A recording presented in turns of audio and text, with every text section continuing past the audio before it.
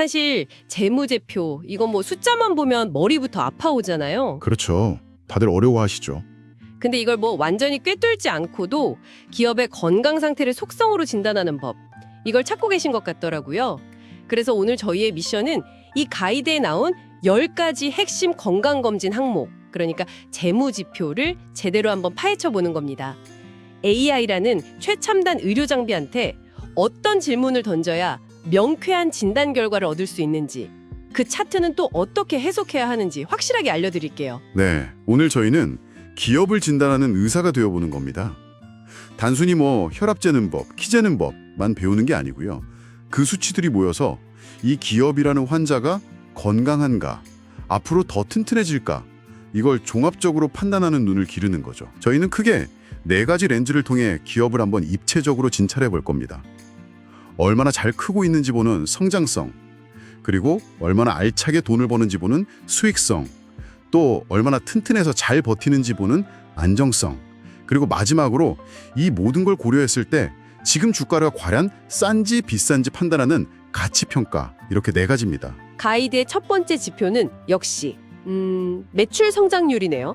가장 기본이면서도 직관적인 질문이죠. 이 회사 요즘 장사 잘 돼요? 그렇죠. 그런데 여기서 첫 번째 함정이 있습니다. 함정이요? 네, 많은 분들이 매출 성장률은 무조건 높은 게 최고라고 생각하시거든요. 하지만 가이드에서는 아주 중요한 점을 짚어줘요. 기업의 종류에 따라 기대치가 다르다는 겁니다. 예를 들어 이제 막 시장에 뛰어든 기술 성장주는 매년 한 20%씩 팍팍 커져야 잘 크고 있구나 싶은 거죠. 반면에 이미 뭐 동네를 장악한 거대한 프랜차이즈 같은 안정주는 한 5에서 10%만 꾸준히 성장해줘도 이건 훌륭한 겁니다. 갓난아기 키 크는 속도랑 어른 키 크는 속도를 같은 기준으로 보면 안 된다. 딱 이 말씀이시네요. 정확합니다. 그래서 AI한테 그냥 매출 성장률 몇 프로야, 이게 아니고요. 이 기업의 유형을 고려했을 때 현재 매출 성장률은 양호한 수준이야, 이렇게 물어야 제대로 된 답변을 얻을 수 있다는 거죠. 그럼 두 번째 성장 지표, 영업이익 성장률입니다. 겉으로 보이는 매출만 커지고 속으로 남는 게 없다면 그건 그냥 빚 좋은 개살구잖아요. 맞아요. 그래서 실제로 주머니에 들어오는 돈도 늘고 있나? 이걸 확인하는 거군요. 네, 바로 그 지점 때문에 이 지표가 중요합니다. 매출 성장은 뭐 광고비를 쏟아부어서 억지로 만들 수도 있지만 영업이익 성장은 진짜 체질 개선 없이는 불가능하거든요. 매출이 10% 늘었는데 영업이익이 20% 늘었다. 이건 단순히 물건을 더 많이 판 게 아니에요. 더 비싸게 팔거나 원가를 절감했거나 뭔가 대단한 비결을 찾아냈다는 신호입니다. 그래서 가이드에서는 AI에게 최근 3년간 매출 성장률과 영업이익 성장률을 비교해줘. 영업이익이 매출보다 더 빠르게 성장하고 있다면 그 이유가 뭐야? 이렇게 물어보라고 제안하는 거죠. 세 번째 성장성 지표는 EPS 성장률, 그러니까 주당 순이익 성장률입니다. 가이드에서는 이 지표가 주가랑 가장 직접적인 관련이 있다고 강조하는데 이건 왜 그런가요? EPS를 주주들의 연봉이라고 생각해 보시면 쉬워요. 연봉이요? 네. 회사가 1년 동안 열심히 일해서 남긴 순이익이라는 성과급을 주주라는 직원 수, 즉 총 주식수로 똑같이 나눈 거니까요. 내 주식 한 주가 올해 얼마를 벌어왔는지 보여주는 가장 확실한 성과표인 셈이죠. 그러니까 EPS 성장률이 높다는 건 내 주식 연봉이 매년 쑥쑥 오르고 있다는 뜻이니까 주가가 반응할 수밖에 없는 거군요. 바로 그겁니다. 그런데 가이드에 보니까 이 EPS 성장률이 PEG 비율이라는 걸 계산하는 데 쓰인다고 나와요. 이건 또 뭔가요? 자, 여기가 또 하나의 중요한 포인트입니다. 많은 분들이 PER, 즉 주가 수익 비율이 낮으면 무조건 싸다고 생각하시죠? 네, 저도 그렇게 알고 있었는데 그런데 이 말의 진짜 함정은 현재 이익 수준이라면 이라는 가정에 있어요. 근데 대부분의 투자자들은 미래 성장을 기대하면서 주식을 사는데 정작 PER은 과거 이익에 기반하죠. 이 모순을 해결해주는 게 바로 PEG입니다. PER을 방금 말한 주식 연봉 상승률, 즉 EPS 성장률로 나눠주는 거예요. 잠깐만요. 그럼 PER이 한 20배로 좀 비싸 보여도 만약 주식 연봉, 그러니까 EPS가 매년 40%씩 오른다면 PEG는 20 나누기 40이니까 0.5가 되는 거네요? 맞습니다. 그럼 오히려 저평가라고 볼 수 있다는 건가요? 정확합니다. 가이드에서는 PEG가 1 미만이면 성장 잠재력에 비해 주가가 저평가되었을 가능성이 높다고 봐요. PEG는 PER이라는 현재 가격표에 성장이라는 미래 가치를 반영해주는 아주 중요한 나침반 역할을 하는 거죠. 좋습니다. 성장성 진단은 이 정도로 하고 이제 두 번째 진찰로 넘어가 보죠. 겉으로 잘 크고 있는 건 확인했는데 과연 속도 건강할까요? 얼마나 효율적으로 돈을 버는지 수익성이라는 혈액 검사를 해볼 차례입니다. 1,000원어치 팔아서 세금 떼기 전에 얼마를 남기느냐 이거죠. 네, 이것도 산업별 특성을 모르면 오해하기가 아주 쉽습니다. 독보적인 기술을 가진 소프트웨어 회사는 영업이익률이 30%를 넘기도 하지만 수많은 경쟁자랑 싸워야 하는 마트 같은 소매업은 5%만 남아도 대단한 거거든요. 아, 기준이 완전히 다르군요. 그렇죠. 그래서 AI에게 이 회사의 영업이익률을 동종업계 평균 및 경쟁사 AB와 비교해서 표로 보여줘. 그리고 업계 내에서 어느 정도 수준인지 평가해줘. 이렇게 질문해야 진짜 의미 있는 정보를 얻을 수 있습니다. 다음은 그 유명한 워런 버핏이 가장 사랑한다는 지표, ROE. 우리말로는 자기자본이익률입니다. 주주가 맡긴 돈으로 얼마나 장사를 잘하는가. 이걸 보여주는 지표라고 알고 있습니다. 맞습니다. 가이드에서는 ROE 15% 이상을 우수하다고 평가하는데요. 요즘 은행 예금 금리가 한 3-4% 정도잖아요. 그런데 내가 투자한 돈으로 회사가 매년 15% 이상씩 꾸준히 벌어준다면 이건 뭐 정말 대단한 사업 수완이죠. 워런 버핏 같은 대가들이 왜 이 지표를 주주를 위한 최고의 지표라고 부르는지 알 수 있는 대목입니다. 그런데 가이드를 보니 ROA와 아주 비슷하게 생긴 ROA, 총자산 이익률이라는 지표도 있네요. 자기 자본이 아니라 총자산으로 이익률을 계산한다. 근데 이 둘은 뭐가 다른 거예요? 너무 비슷해 보이는데? 이 둘의 차이를 아는 게 정말 중요해요.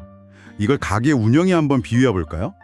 ROA는 가게 주인이 가진 모든 것, 그러니까 원래 자기 돈, 은행에서 빌린 돈까지 전부 합쳐서 얼마나 장사를 잘하는지 보는 겁니다. 아, 가게의 총 능력치를 보는 거군요. 반면에 ROA는 딱 내 돈만 가지고 얼마나 큰 수익을 냈는지 보는 거예요.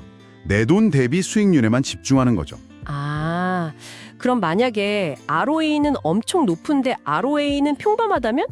그건 장사의 비결이 순수한 실력보다는 대출의 힘, 그러니까 레버리지를 엄청나게 쓰고 있다는 신호로 볼 수 있겠네요. 바로 그겁니다. 위험할 수도 있다는 뜻이죠. 그래서 AI에게 이 둘을 비교해달라는 건 그 가게가 진짜 실력파인지 아니면 빚으로 쌓아 올린 모래성인지 구별해달라는 요청과 같습니다.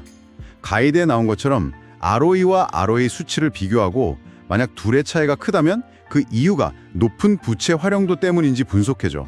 이렇게 질문하면 기업의 수익 구조에 대한 핵심을 꿰뚫어 볼 수 있습니다. 아무리 성장하고 돈을 잘 벌어도 회사가 갑자기 쓰러지면 모든 게 끝이죠.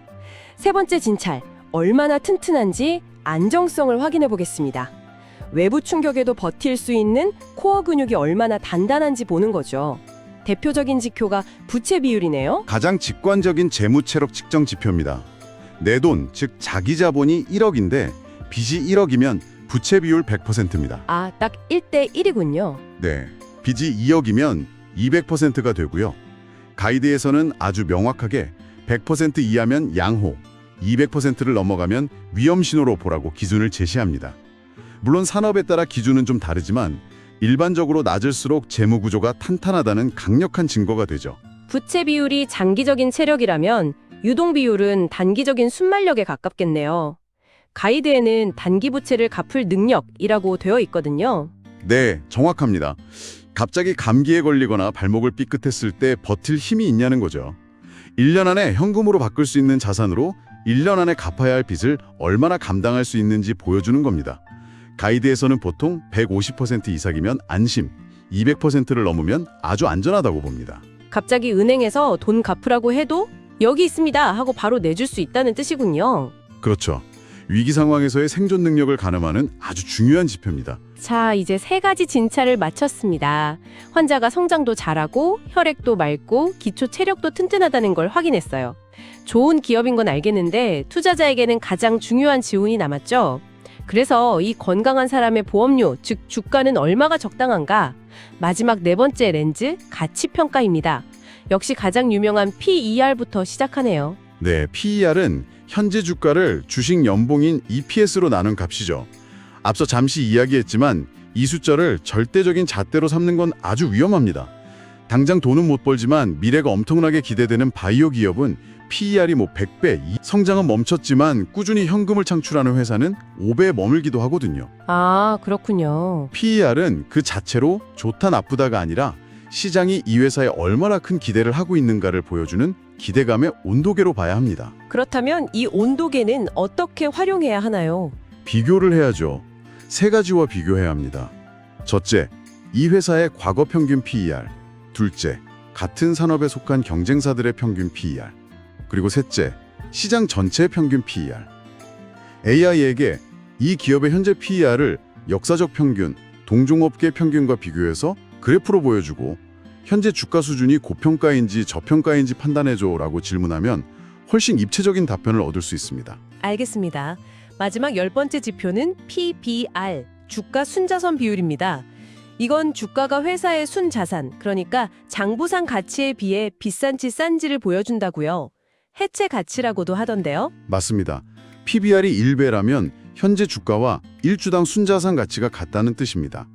만약 PBR이 0.5배라면 극단적으로 말해서 회사가 지금 당장 망해서 가진 자산을 다 팔아 청산해도 주주들은 투자한 돈의 2배를 돌려받을 수 있다는 계산이 나오죠. 그래서 가치 투자자들이 안전마진을 확보하기 위해 이 지표를 중요하게 보는 거죠. 하지만 PBR이 낮다고 무조건 달려들면 안 될 것 같은데요. 시장이 바보가 아닐 텐데 그렇게 싸게 평가하는 데는 다 이유가 있지 않을까요? 바로 그게 핵심입니다. 제가 예전에 PBR이 0.3밖에 안 되는 회사를 본 적이 있어요. 0.3이요? 네, 이론상으론 땅 짚고 헤엄치기죠. 그런데 AI한테 왜 이렇게 저평가됐어? 라고 물었더니 대주주가 몇 년째 횡령 소송에 휘말려 있고 자산 대부분이 매각이 불가능한 해외 토지입니다. 라고 답이 돌아왔어요. 와, 숫자에 가려진 폭탄을 AI가 찾아준 셈이네요. 그렇죠. 그래서 가이드에서도 만약 PBR이 1배 이하라면 그 저평가된 이유가 실적 부진 때문인지, 산업의 구조적 문제 때문인지, 아니면 다른 숨겨진 리스크 때문인지 심층 분석해줘 라고 질문하라고 조언합니다. 정말 10가지 지표를 정신없이 살펴봤네요. 성장성 3개, 수익성 3개, 안정성 2개, 가치평가 2개. 그런데 이걸 하나하나 AI에게 물어보는 것도 일이겠어요. 이 모든 진단 결과를 한눈에 볼 수 있는 종합 건강검진표 같은 건 없을까요? 당연히 있습니다. 사실 이 가이드의 진짜 하이라이트는 바로 이 종합 분석 프롬프트에 있어요. 앞서 배운 10가지 지표를 모두 나열하고 AI에게 이렇게 요청하는 겁니다. 지금부터 너는 전문 애널리스트야.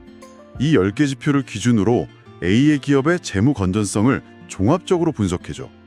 각 지표를 상중하로 평가하고 그 이유를 설명해. 그리고 최종적으로 종합 점수를 100점 만점으로 매겨서 투자 매력도에 대한 최종 결론을 내려줘. 이건 정말 강력한데요. 거의 뭐 내 옆에 김 비서, 아니 AI 비서를 하나 두고 브리핑을 받는 느낌이겠어요. 그렇죠. 여러 회사를 동시에 비교하는 것도 가능하군요. A, B, C 세 회사의 10가지 재무지표를 표 형식으로 정리해서 비교하고 각 부문별 최고점을 받은 회사를 표시해줘. 그리고 재무건전성 종합순위를 매겨줘. 이런 프롬프트는 정말 투자 결정을 내리기 전에 반드시 거쳐야 할 과정 같네요. 그렇습니다.